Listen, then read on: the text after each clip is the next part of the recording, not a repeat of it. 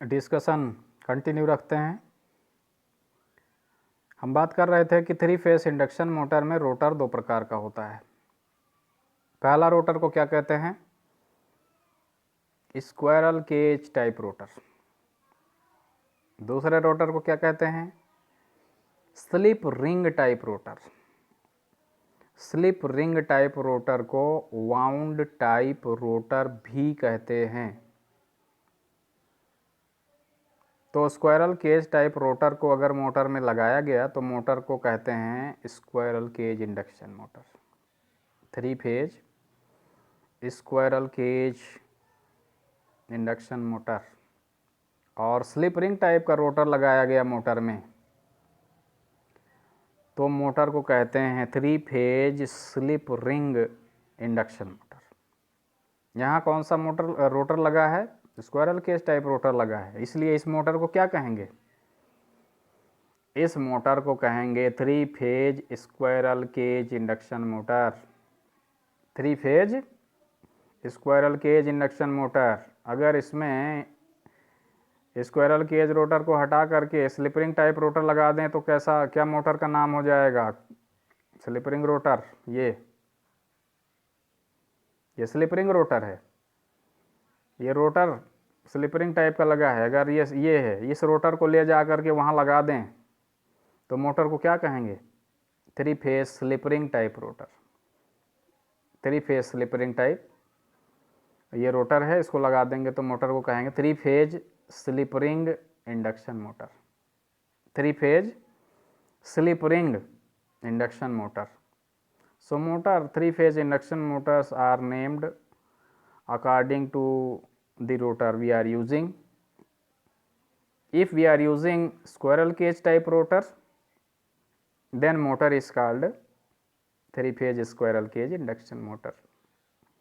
And if we are using slip ring type rotor, then 3 phase induction motor is called 3 phase slip ring induction motor. तो rotor 2 प्रकार के होते हैं। उनके बनाने का तरीका क्या है? पहले तो हम स्क्वायरल केज टाइप रोटर की बात कर चुके हैं। यहाँ तक प्रोसेस सेम है। क्या है सेम? कोर बनाने तक सेम है दोनों में, चाहे स्क्वायरल केज टाइप हो चाहे स्लिप रिंग टाइप हो। कैसे बनाते हैं कोर, इसके बारे में हम पिछले वीडियो में डिस्कशन कर चुके हैं। कोर कैसे असेंबल करते हैं ये हम डिस्कस कर चुके हैं। ये कोर तैयार है। This core is now ready. अब इसमें क्या करेंगे? पिछले बार हमने क्या किया था? मोटे मोटे कॉपर के बार भरे थे इसमें, मोटे मोटे कॉपर के या एल्युमिनियम के बार भरे थे। किसमें? स्लॉट में। और इधर से इंडरिंग उधर से इंडरिंग, 2 इंडरिंग की मदद से शॉर्ट सर्किट कर दिया था, रोटर तैयार हो गया था। बहुत सिंपल। इस बार थोड़ा डिफरेंस है। इस बार क्या करेंगे? इस बार पहले रोटर स्लॉट में सबसे पहले इंसुलेशन लगाएंगे। इंसुलेशन क्यों लगाएंगे? क्योंकि इसमें हम वाइंडिंग भरने जा रहे हैं और वाइंडिंग में ईएमएफ पैदा होगा, वाइंडिंग में करंट पैदा होगी। तो वो जो उसमें ईएमएफ या करंट होगा वो चला जाएगा कहाँ? रोटर कोर पे, और वो चला जाएगा शाफ्ट पे और उससे मोटर के पूरे बॉडी पे आ जाएगा। इससे इलेक्ट्रिकल शॉक लगेगा जो व्यक्ति उसको टच करेगा, इसलिए इसमें पहले लगाएंगे इंसुलेशन। यहाँ तक प्रोसेस वहाँ भी था, स्क्वायरल केज रोटर में भी। इंसुलेशन लगाने के बाद देखिए, इंसुलेशन लगाने के बाद यहाँ डिफरेंस है। इंसुलेशन लगाने के बाद में इस बार कॉपर के तार लेंगे, वाइंडिंग तार, वायर, चालक। क्या लेंगे? कॉपर के चालक तार। जैसे स्टेटर में हमने भरा था वाइंडिंग, वैसे इस बार रोटर में वाइंडिंग भरेंगे। स्लॉट में क्या करेंगे? कॉपर के वायर या कंडक्टर स्लॉट में भर देंगे। और कॉपर के जो कंडक्टर भरेंगे उनमें भी, उनके ऊपर भी इंसुलेशन लगा देंगे। इन पे भी इंसुलेशन लगा हुआ है, ऐसे नहीं है, नंगे तार नहीं है। These are not naked wire, there is insulation over these wires. Insulation लगा देंगे ताकि इस पर जो करंट जाएगी, इसमें जो वोल्टेज होगा वो कहीं और ना जाए। ध्यान रखना, हमने पहले भी बताया है, जो भी वोल्टेज या करंट होगा, चाहे स्टेटर वाइंडिंग में चाहे रोटर वाइंडिंग में, कहाँ रहना चाहिए? केवल वाइंडिंग में रहना चाहिए। वाइंडिंग के सराउंडिंग जो है कोर मटेरियल पे वो कदापि न जाए, अन्यथा वो सप्लाई चली जाएगी उस वाइंडिंग से कोर पे, और कोर से चली जाएगी मोटर के अन्य भागों पर, बॉडी पे, और उससे इलेक्ट्रिकल शॉक लगेगा। तो ये इंसुलेटेड वाइंडिंग इसमें भर देंगे। तो कैसे वाइंडिंग भरते हैं, जैसे स्टेटर में वाइंडिंग भरा था। कॉपर के वायर हैं, मोटे मोटे तार, देखिए कॉपर के मोटे मोटे तार हैं ये। इन कॉपर के तारों को क्या करते हैं, इन स्लॉट में जो इंसुलेशन लगाया गया है उन पे, उन स्लॉट में इन कॉपर के तारों को, जिनके ऊपर इंसुलेशन हमने लगाया है, इन तारों के ऊपर भी इंसुलेशन लगा हुआ है, तो वो वायर भर देंगे इनमें, वो तार भर देंगे इन स्लॉट्स में। और उन तारों को 3 फेस वाइंडिंग यहाँ भी करते हैं, ध्यान रखना। जैसे स्टेटर पे हमने 3 फेस वाइंडिंग किया था, बिल्कुल उसी प्रकार यहाँ भी 3 फेस वाइंडिंग होगी रोटर में भी। स्टेटर की में 3 फेस वाइंडिंग की थी ना, R Y B R Y B R Y B, R phase के तार जितने थे कंडक्टर्स इस स्लॉट में, R phase, Y phase, B phase, इस तरह आर वाई बी सारे आर फेस के सारे तारों को आपस में, वाई फेस के सारे तारों को आपस में, बी फेस के सारे तारों को आपस में जोड़ देंगे। तो 3 सेट बन जाएगा, R phase, Y phase, B phase, और इनको इस बार स्टार में जोड़ेंगे। ध्यान रखना, rotor winding of 3 phase induction motor is connected in star connection. तारा संयोजन में करेंगे, तारा तारा, तो ये सिरा आपस में जोड़ देंगे और यहाँ से निकाल देंगे तार, यहाँ से तार निकाल देंगे। तो ये स्टार कनेक्शन हो गया। देखिए जी आगे देखिए, ये क्या है, रोटर वाइंडिंग है, आर फेस के तार, वाई फेस के तार, बी फेस के तार, रोटर पे है ये सब। इनको तीनों को आपस में किस में जोड़ा गया है, देखिए स्टार में, ये पॉइंट स्टार पॉइंट है ना। और आर फेस से एक तार निकाला गया, ये कहाँ जा रहा है, ध्यान रखना, ये जाएगा आगे स्लिप रिंग में जुड़ेगा, स्लिप रिंग से जुड़ेगा जाके अंदर अंदर। वाई फेस देखिए, ये वाई फेस का तार जा रहा है यहाँ से ऐसे ऐसे ऐसे, ये कहाँ जुड़ रहा है, ये जाएगा वाई फेस का तार सेकंड स्लिप रिंग में जुड़ेगा, दूसरे स्लिप रिंग में। बी फेज ये है, बी फेज, उसका तार जा रहा है ना सेपरेटली, कहाँ जा रहा है, तीसरे स्लिप रिंग में। आर फेस तार एक स्लिप रिंग में, वाई फेस का तार दूसरे स्लिप रिंग में, बी फेस का तार तीसरे स्लिप रिंग में। ले जा करके ये टर्मिनल कहाँ पहुँचा दिया हमने, टर्मिनल पहुँचा दिया स्लिप रिंग पे। अब स्लिप रिंग में क्या करेंगे, ये स्लिप रिंग क्या होती हैं इनके बारे में अभी हम बात करेंगे। ये सप्लाई देखिए हमने, आर स्टार कनेक्शन हो गया, ये एक स्लिप रिंग पे आया, वाई दूसरे स्लिप रिंग पे आया, बी तीसरे स्लिप रिंग पे आया, बी वाला जो है तीसरे स्लिप रिंग पे ले जाके जोड़ देंगे। तो ये जो सप्लाई यहाँ थी, वो ये जो टर्मिनल था आर फेस का, कहाँ पहुँच गया, स्लिप रिंग पे, इस स्लिप रिंग पे आर फेज। वाई फेज कहाँ पहुँच गया, इस स्लिप रिंग पे। बी फेज कहाँ पहुँच गया, इस स्लिप रिंग पे। स्लिप रिंग क्या होता है, देखिए इसको गौर से पहले देखिए। स्लिप रिंग ये है, कॉपर की रिंग होती है, कॉपर की बेलनाकार, चारों तरफ ऐसे पत्ती होती है मोटी सी, कॉपर की पत्ती होती है मोटी सी, ये इसको बोलते हैं स्लिप रिंग। अब जो सप्लाई आ रही है आर फेस, उसको जोड़ दिया यहाँ, इसका संपर्क अंदर अंदर है, इस कॉपर की पत्ती से है अंदर अंदर। वाई फेस लाके जोड़ दिया यहाँ, इसका संपर्क अंदर अंदर इस पत्ती से है, इससे। बी फेस की सप्लाई जोड़ दिया यहाँ, उसका संपर्क किससे है, अंदर अंदर इंटरनली कनेक्टेड किससे है, इस स्लिप रिंग से। तो वो जो सप्लाई आपने आर फेस दिया कहाँ आ गई, यहाँ आ गई। रोटर की जो सप्लाई थी आर फेस की कहाँ आ गई, स्लिप रिंग पे। रोटर की जो सप्लाई थी वाई फेस की, रोटर वाइंडिंग की, वो कहाँ आ गई, स्लिप रिंग पे आ गई।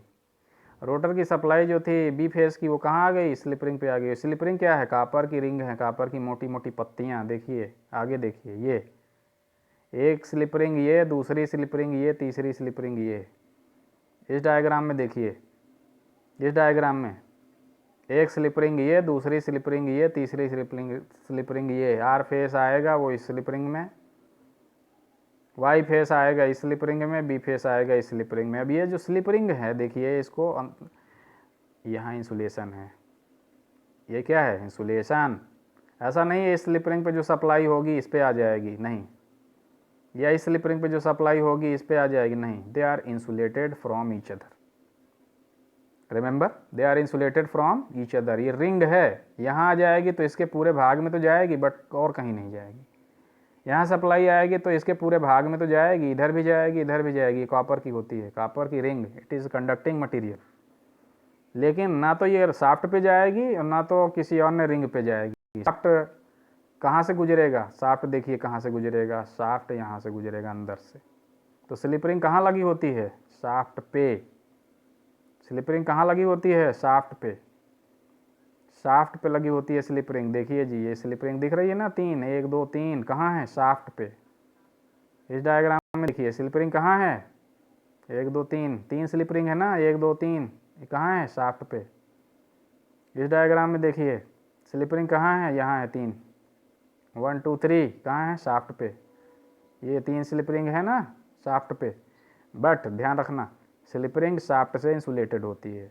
स्लिप रिंग इज इंसुलेटेड, यहाँ इंसुलेटिंग मटेरियल लगा हुआ है। ऐसा नहीं है कि यहाँ क्या है? इंसुलेटिंग मटेरियल, ताकि स्लिप रिंग पे जो सप्लाई है शाफ्ट पे न जाए। So slip ring is insulated from the shaft.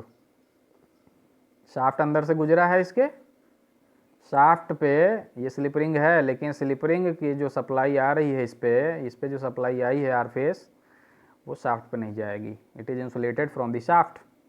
ना इस पे जाएगी ना इस पे जाएगी। इस पे जो सप्लाई है केवल इसी पे रहेगी। ठीक, वाई फेज जो आएगी इस पे केवल इसी पे रहेगी, ना शाफ्ट पे जाएगी ना इस पे ना इस पे। बी फेज की जो सप्लाई आएगी इस पे रहेगी केवल, ना शाफ्ट पे जाएगी ना कहीं और। तो ये 3 स्लिप रिंग लगी हुई हैं। 3 स्लिप रिंग क्यों लगी हैं? क्योंकि आर फेज का टर्मिनल लाया हमने एक स्लिप रिंग पे, वाई फेज का टर्मिनल हमने लाया दूसरे स्लिप रिंग पे, बी फेज का टर्मिनल हमने लाया जोड़ दिया तीसरे स्लिप रिंग पे। तो सप्लाई जो यहाँ पे आर फेज है वो कहाँ आ गया? इस स्लिप रिंग पे कनेक्शन हो गया। वाई फेज का कनेक्शन किससे हो गया? इस स्लिप रिंग से। बी फेज का कनेक्शन किससे हो गया? इस स्लिप रिंग से। अब यहाँ गौर करने वाली बात है, ये स्लिप रिंग क्यों लगा रहे हैं? स्लिप रिंग इसलिए लगा रहे हैं कि अब इस स्लिप रिंग की मदद से तीनों फेज में हम रजिस्टेंस जोड़ेंगे अलग अलग। देखिए आर जुड़ा है ना इसमें, इसमें भी आर, इसमें भी आर, रजिस्टेंस जुड़ा है ना। तीनों में हम रजिस्टेंस जोड़ेंगे, बाहर से एक्सटर्नल रजिस्टेंस जोड़ेंगे, external separate resistance. R phase में ये जोड़ दिया, वाई फेज में ये जोड़ दिया रजिस्टेंस, बी फेज में ये जोड़ दिया रजिस्टेंस, और इसके तीनों ये सिरे आपस में जोड़ दिया, ये स्टार कनेक्शन हो गया। सवाल है कि ये रजिस्टेंस क्यों जोड़ रहे हैं? स्लिप रिंग लगाया ही इसीलिए गया है, रजिस्टेंस जोड़ने के लिए। ध्यान दीजिएगा कि स्लिप रिंग क्यों लगाया है। We want to connect external resistance in the rotor circuit. We want to add external resistance in the rotor circuit and we have added here. जोड़ दिया है हमने, बाहर से रजिस्टेंस जोड़ा है। किसमें? रोटर वाइंडिंग में। दिख रहा है ना, बाहर से रजिस्टेंस जोड़ दिया हमने रोटर वाइंडिंग में, बाहर से। ये मोटर से, मोटर का पार्ट नहीं है, it is not part of motor. बाहर से रजिस्टेंस जोड़ दिया, किसकी मदद से? With the help of slip ring. इसीलिए स्लिप रिंग लगाया था हमने। स्लिप रिंग लगाया क्यों था? इसीलिए। ठीक है, अब स्लिप रिंग लगा करके बाहर से रजिस्टेंस क्यों जोड़ा है, देखिए इसका कारण बता दूं। मैं बताऊंगा किसी वीडियो में। इंडक्शन मोटर का जो स्टार्टिंग टार्क होता है that is proportional to R2। याद रखना, in 3 phase induction motor the starting torque of rotor is directly proportional to rotor resistance. और रोटर वाइंडिंग का रजिस्टेंस जितना अधिक होगा 3 फेज इंडक्शन मोटर का स्टार्टिंग टार्क उतना अधिक होगा। याद रखना इस बात को।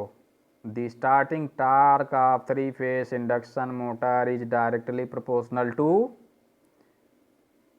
Rotor resistance. रोटर वाइंडिंग में रजिस्टेंस जितना अधिक होगा 3 फेज इंडक्शन मोटर का स्टार्टिंग टार्क उतना अधिक होगा। क्यों? ऐसा क्यों होता है, इसके बारे में बात करेंगे बाद में। थोड़ा सा मैं हिंट कर दूं। स्टार्टिंग में 3 फेज इंडक्शन मोटर की रोटर वाइंडिंग का जो पावर फैक्टर होता है बहुत पुअर होता है, it is very poor. Power factor of rotor winding at the time of starting is very poor. और पावर फैक्टर आपको मालूम होता है क्या होता है? R/Z। तो प्रारंभ में अगर रजिस्टेंस बढ़ा दिया जाए तो पावर फैक्टर बहुत अच्छा हो जाएगा। रनिंग कंडीशन में पावर फैक्टर अच्छा होता है मोटर का, बट स्टार्टिंग टाइम में 3 फेज इंडक्शन मोटर का पावर फैक्टर बहुत ख़राब होता है, बहुत poor, it is very less. तो पावर फैक्टर बहुत ख़राब है, तो अगर हम रोटर वाइंडिंग में रजिस्टेंस बढ़ा दें, आर बढ़ा दें किसी वजह से, किसी तरीके से, तो मोटर का जो पावर फैक्टर है स्टार्टिंग टाइम में वो ज़्यादा हो जाएगा, अच्छा हो जाएगा, बहुत अच्छा हो जाएगा। और पावर फैक्टर अच्छा हो जाएगा तो क्या होगा, मोटर का जो स्टार्टिंग टार्क है बहुत अच्छा हो जाएगा। और पावर फैक्टर किस पे निर्भर कर रहा है, R2 पे, इसलिए स्टार्टिंग टार्क किस पे निर्भर करेगा, R2 पे। So starting torque is proportional to R2। लेकिन पावर फैक्टर केवल स्टार्टिंग में ख़राब होता है, रनिंग कंडीशन में पावर फैक्टर अच्छा होता है। तो इसलिए हम केवल स्टार्टिंग में रजिस्टेंस यहाँ पे लगाएंगे, रनिंग कंडीशन में नहीं लगाएंगे, क्योंकि रनिंग कंडीशन में पावर फैक्टर अच्छा होता है। स्टार्टिंग में लगाया था किस लिए, पावर फैक्टर इंप्रूव करने के लिए, रोटर का पावर फैक्टर, रोटर सर्किट का पावर फैक्टर इंप्रूव करने के लिए लगा रहे हैं। रनिंग कंडीशन में इसकी ज़रूरत नहीं है, क्योंकि रनिंग कंडीशन में मोटर का पावर फैक्टर अच्छा हो जाता है। और तो आप कहेंगे कि जी इसमें परमानेंट जोड़ देते, स्लिप रिंग क्यों लगा दिया, थोड़ा रेजिस्टेंस ही जोड़ देते हर फेज में, हर फेज में लगा देते थोड़ा सा रेजिस्टेंस परमानेंट वाइंडिंग के अंदर ही, तो ये स्लिप रिंग वगैरह की ज़रूरत क्या पड़ती। हाँ जी, ये सवाल सही है, लेकिन इसका जवाब ये है कि परमानेंट अगर जोड़ देंगे तो रनिंग कंडीशन में भी ये रेजिस्टेंस रहेगा, स्टार्टिंग में भी रहेगा। और रनिंग कंडीशन में हमने बताया कि पावर फैक्टर अच्छा रहता है, तो फिर ये जो काम कर रहा था, पावर फैक्टर इंप्रूव कर रहा था, वो नहीं करेगा, कोई बेनिफिट नहीं है, इससे कोई बेनिफिट नहीं है रनिंग कंडीशन में। दूसरा, रोटर सर्किट का रेजिस्टेंस आर जितना होगा, रोटर में पावर लॉस भी उतनी अधिक होगी। इस वजह से अगर परमानेंट अगर आपने रोटर में जोड़ दिया तो रोटर में पावर लॉस होगा फिर। तो स्टार्टिंग तो जो फेज होता है बहुत कम समय के लिए होता है, लेस देन 1 मिनट, 1 मिनट से भी कम समय लगता है स्टार्ट होने में। उसी समय हाई टार्क की ज़रूरत होती है, उसी समय हम रजिस्टेंस जोड़ेंगे, बाद में हटा देंगे। तो परमानेंट नहीं जोड़ सकते हैं रोटर सर्किट में रजिस्टेंस, क्योंकि अगर रोटर सर्किट में रजिस्टेंस परमानेंट जोड़ दिया तो रोटर का पावर फैक्टर हो जाएगा, इंप्रूव हो जाएगा, बट मोटर में लॉस होगा, रोटर सर्किट में लॉस होगा, I²R। If resistance is more, I²R loss is more, ढेर सारी पावर लॉस होगी रोटर में, और उससे मोटर की इफिशियंसी खराब हो जाएगी। इस वजह से हम परमानेंट नहीं जोड़ते हैं। तो देखिए जी, स्क्वायरल केज रोटर देखिए गौर से, क्या आप यहाँ पे कोई रेजिस्टेंस जोड़ सकते हैं रोटर में, नहीं जोड़ सकते हैं। और परमानेंट अगर आपने जोड़ा उसमें वाइंडिंग में, तो मैंने बताया परमानेंट लॉस होगा रनिंग कंडीशन में। स्टार्टिंग टार्क तो अच्छा हो जाएगा, बट रनिंग में फिर पावर लॉस होगा। इसीलिए इसमें परमानेंट स्क्वायरल केज रोटर में हम परमानेंट रेजिस्टेंस नहीं लगाते हैं। थोड़ा स्टार्टिंग टार्क कम रहे ठीक है, लेकिन हम उसमें पावर लॉस परमानेंट नहीं करना चाहते हैं। बट स्लिप रिंग रोटर में यही बेनिफिट है, सबसे बड़ा बेनिफिट यही है स्लिप रिंग रोटर में। स्टार्टिंग में रेजिस्टेंस लगा दो रोटर में क्या करो, स्टार्टिंग में रेजिस्टेंस लगा दो, किसकी मदद से, with the help of slip ring. खूब रेजिस्टेंस लगा दो शुरुआत में, मोटर बहुत हाई टार्क के साथ स्टार्ट होगी, because it is proportional to R2। If R2 is more, starting torque is more. Starting torque खूब बढ़ा लीजिए इसमें रेजिस्टेंस जोड़ के, पावर फैक्टर खूब अच्छा हो जाएगा, मोटर बहुत ज़्यादा स्टार्टिंग टार्क से स्टार्ट होगी। और एक बार मोटर चलने लगेगी तो क्या करेंगे, ये रियोस्टेट है जी, परमानेंट नहीं है, ये रियोस्टेट से इस रियोस्टेट से रेजिस्टेंस को क्या करेंगे, धीरे धीरे रिड्यूस करके इसको ख़त्म कर देंगे और इनको आपस में इस तरह जोड़ देंगे, ठीक है। तो रोटर से रेजिस्टेंस ख़त्म हो जाएगा, स्टार्टिंग टाइम पे रहेगा बस। तो ये रेजिस्टेंस जोड़ते कैसे हैं, ये रेजिस्टेंस जोड़ते हैं स्लिप रिंग की मदद से। देखिए स्लिप रिंग पे सप्लाई दिया हमने, रोटर का टर्मिनल कहाँ लाए, रोटर वाइंडिंग का टर्मिनल हमने कहाँ लाया, रोटर वाइंडिंग का टर्मिनल हमने यहाँ लाया, एक स्लिप रिंग पे, सॉरी ये वाला आर फेस कहाँ लाया, यहाँ, इसकी सीरीज में रेजिस्टेंस जोड़ दिया। वाई फेज कहाँ लाया, यहाँ इसके सीरीज में रेजिस्टेंस जोड़ दिया। बी फेज कहाँ लाया, यहाँ इसके सीरीज में रेजिस्टेंस जोड़ दिया। स्टार्टिंग में ढेर सारा रेजिस्टेंस जोड़ देंगे, मोटर को स्टार्ट कर देंगे, खूब हाई स्टार्टिंग टार्क के साथ स्टार्ट होगी, because it is proportional to R2। If R2 is more, starting torque is more, so motor starts with very high torque. खूब टार्क के साथ स्टार्ट होगी और एक बार जब चलने लगेगी धीरे धीरे इसको रिड्यूस कर देंगे। रियोस्टेट है ना, वेरिएबल रेजिस्टेंस है, ख़त्म हो जाएगा, फिर ये तीनों टर्मिनल आपस में से जुड़ जाएंगे, रेजिस्टेंस ख़त्म। रनिंग कंडीशन में परमानेंट रेजिस्टेंस नहीं रहेगा, केवल स्टार्टिंग में रहेगा, रनिंग कंडीशन में हम हटा देंगे इसको। तो हमको जो प्रॉफिट लेना था, लाभ लेना था, शुरुआत में रेजिस्टेंस रहे, बाद में रेजिस्टेंस की कोई ज़रूरत नहीं है, तो शुरुआत में हमने स्लिप रिंग की मदद से जोड़ दिया, बाद में रेजिस्टेंस हटा दिया। तो ये बेनिफिट स्क्विरल केज में नहीं था। ये बेनिफिट कहाँ है, केवल स्लिप रिंग टाइप के रोटर में है। इसीलिए इस मोटर में स्टार्टिंग टार्क आप सुविधा अनुसार खूब बढ़ा सकते हैं। सो starting torque of slip ring type rotor and slip ring induction motor is very very very high, बहुत हाई होता है। इसलिए इस मोटर का उपयोग सामान्यतः कहाँ करते हैं, हैवी लोड, बड़े लोड, जहाँ हाई स्टार्टिंग टार्क की आवश्यकता होती है। हाँ जी, देखिए ये स्लिप रिंग से आगे कनेक्शन कैसे करते हैं, ये कैसे रेजिस्टेंस जोड़ते हैं। देखिए जी, ये स्लिप रिंग है ना, यहाँ तक तो आपको दिख रहा है ना, ये दिख रहा है यहाँ, ये स्लिप रिंग है, ये है। अब यहाँ पे कार्बन ब्रश होते हैं, 3 कार्बन ब्रश हैं, ये कार्बन ब्रश है, मोटर घूम रहा है, इस पर एक कार्बन ब्रश फिसलेगा। देखिए एक कार्बन ब्रश फिसलेगा इस स्लिप रिंग पे, ये कार्बन ब्रश है। दूसरा कार्बन ब्रश फिसलेगा किस पे, इस स्लिप रिंग पे फिसल रहा है, ये इस पे वाई फेज। एक कार्बन ब्रश फिसलेगा इस पे, तीसरे पे। तो सप्लाई जो स्लिप रिंग पे थी वो कहाँ आ गई, यहाँ कार्बन ब्रश पे आ गई।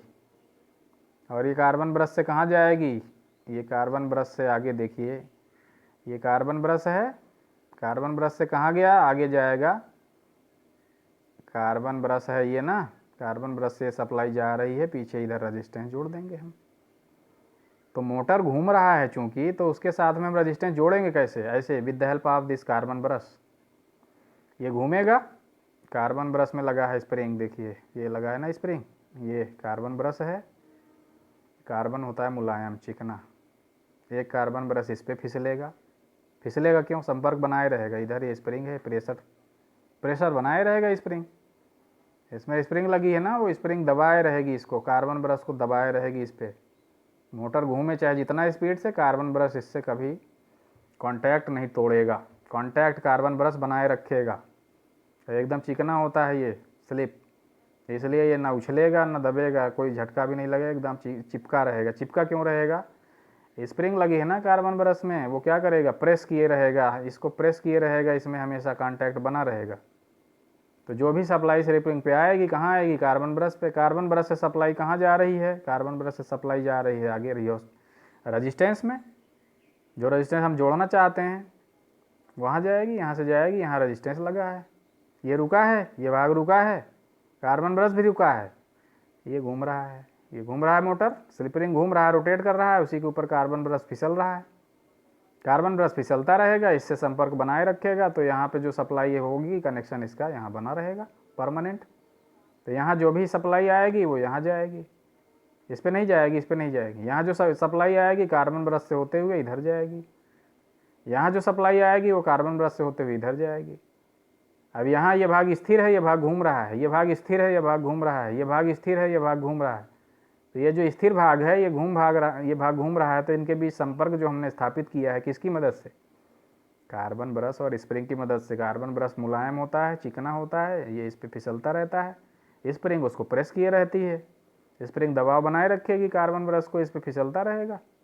तो इस पर जो सप्लाई आएगी वो सप्लाई कार्बन ब्रश पे आएगी। कार्बन ब्रश चूँकि कॉन्टैक्ट हमेशा बनाए रखेगा उससे स्लिप रिंग से, इसलिए स्लिप रिंग की सप्लाई हमेशा कार्बन ब्रश पे आएगी और वो जाएगी इधर। तो इस प्रकार से हम बाहर से, ये कार्बन ब्रश है देख लीजिए, बाहर से रेजिस्टेंस जोड़ करके मन चाहा स्टार्टिंग टार्क ले सकते हैं, because it is proportional to rotor resistance. बाहर रेजिस्टेंस खूब लगा दिया इसकी मदद से with the help of carbon brush slip ring, और मोटर का स्टार्टिंग टार्क खूब अच्छा ले लिया। बट आप यहाँ पे ध्यान रखिएगा, कि स्क्वायरल केज रोटर में पोल नहीं बनाए जाते हैं। यहाँ पे 3 फेस की एक तो वाइंडिंग की गई है और यहाँ पे उतने ही पोल बनाए जाते हैं जितने की स्टेटर पे बनाए थे हमने। स्टेटर पे कितने पोल बनाए हैं? 2 पोल, अगर 3000 आरपीएम के आसपास चलाना है तो। अगर 2 पोल का स्टेटर है तो उसमें जो रोटर होगा उस पर भी 2 पोल बनाना पड़ेगा स्लिप रिंग टाइप रोटर में। अगर स्टेटर पे पोलों की संख्या 4 होगी तो रोटर में भी 4 पोल की वाइंडिंग आपको करनी पड़ेगी स्लिप रिंग रोटर में। स्क्वायरल केज में पोल नहीं बनाए जाते हैं, ध्यान रखना। स्क्वायरल केज रोटर में पोल नहीं बनाए जाते हैं। स्क्वायरल केज रोटर में पोल उतने ही डेवलप हो जाते हैं, इंड्यूस हो जाते हैं जितने कि स्टेटर पे हमने बनाए थे।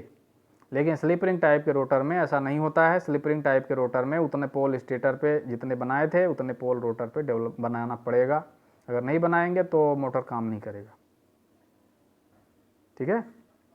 नंबर ऑफ पोल अगर स्टेटर पे 2 तो रोटर पे 2, नंबर ऑफ पोल अगर स्टेटर पे 4 तो रोटर पे 4, नंबर ऑफ पोल अगर स्टेटर पे 6 तो रोटर पे भी 6 करने पड़ेंगे। So rotor is designed for certain number of poles. कितने नंबर ऑफ पोल होंगे ये डिपेंड करेगा स्टेटर पे पोलों की संख्या पे। तो ये स्लिप रिंग टाइप का रोटर है। स्लिप रिंग टाइप का रोटर कहाँ यूज करते हैं? जहाँ हमको रोटर सर्किट में रजिस्टेंस लगा करके बाहर से बहुत हाई स्टार्टिंग टार्क लेना होता है।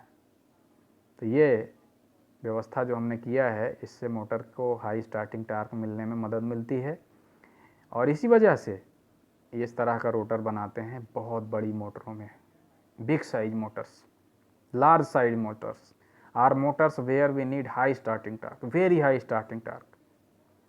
इस तरह का रोटर अगर हमने लगा दिया मोटर में, किस तरह का? स्लिप रिंग टाइप का, उस रोटर को हटाओ और इस रोटर को वहाँ ले जाके लगा दो। कहाँ? यहाँ पे इस रोटर को हटाइए। ये क्या है? स्क्वायरल केज टाइप रोटर है। इसको हटाइए और स्लिप रिंग टाइप का रोटर लगाइए, तब इस मोटर का नाम बदल के हो जाएगा 3 phase slip ring induction motor. और ये मोटर बहुत हाई स्टार्टिंग टार्क के लिए सक्षम है। This motor can provide very high starting torque. Squirrel cage induction motor में स्टार्टिंग टार्क बहुत ज़्यादा हम नहीं ले पाते हैं क्योंकि रोटर में हम रजिस्टेंस बाहर से नहीं जोड़ सकते हैं और परमानेंट रजिस्टेंस लगा भी नहीं सकते हैं, क्योंकि परमानेंट रजिस्टेंस अगर रोटर वाइंडिंग में लगाएंगे तो पावर लॉस रनिंग कंडीशन में होगा, वो हम नहीं चाहते हैं। क्योंकि परमानेंट रेजिस्टेंस लगाने का जो लाभ है केवल स्टार्टिंग में लाभ है, रनिंग कंडीशन में तो नुकसान ही नुकसान है। इसलिए हम केवल स्टार्टिंग में लगा के टार्क बढ़ाएंगे, रनिंग कंडीशन में तो नहीं लगाएंगे। इसलिए इसमें एक बाहर से रेजिस्टेंस नहीं लगा सकते, इसलिए इसमें ज़्यादा हैवी टार्क, हैवी डेवलप नहीं होता है। इसलिए इस मोटर को यूज करते हैं मीडियम और स्मॉल टाइप साइज़ की लोड में। स्क्वायरल केज रोटर यूज करते हैं, इस तरह का रोटर। और इंडक्शन मोटर होता है स्क्वायरल केज। और इस तरह का रोटर जो स्लिप रिंग रोटर होता है उसमें बहुत हाई रेजिस्टेंस लगा करके स्टार्टिंग टार्क को बहुत बढ़ाया जा सकता है और स्टार्टिंग टार्क बढ़ा करके हम मोटर को बहुत हाई स्टार्टिंग टार्क वाले लोड में यूज कर सकते हैं, तो बहुत हैवी इनर्शिया के लोड में यूज कर सकते हैं। तो ये होता है स्लिप रिंग टाइप रोटर। तो इंडक्शन मोटर 2 प्रकार की होती हैं, squirrel cage induction motor and slip ring induction motor, and they are named according to the rotor we are using. If rotor is squirrel cage type, motor is squirrel cage induction motor, and if rotor is slip ring type, motor is slip ring induction motor. So motors are named according to the type of rotor we are using. This is all about construction of 3-phase induction motor. Kindly watch this video again and again. Thank you so much.